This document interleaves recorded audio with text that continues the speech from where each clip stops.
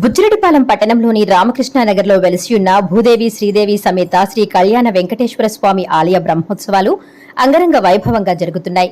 బ్రహ్మోత్సవాలలో భాగంగా 3వ రోజు ఉదయం సూర్యప్రభ వాహన సేవ వైభవంగా నిర్వహించారు.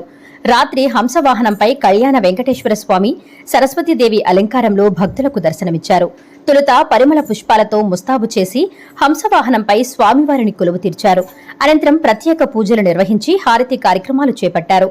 ఈ సందర్భంగా భక్తులు భారీగా తరలివచ్చి హంసవాహనంపై కొలువుదీరిన స్వామివారిని దర్శించుకుని తీర్థ ప్రసాదాలు స్వీకరించారు.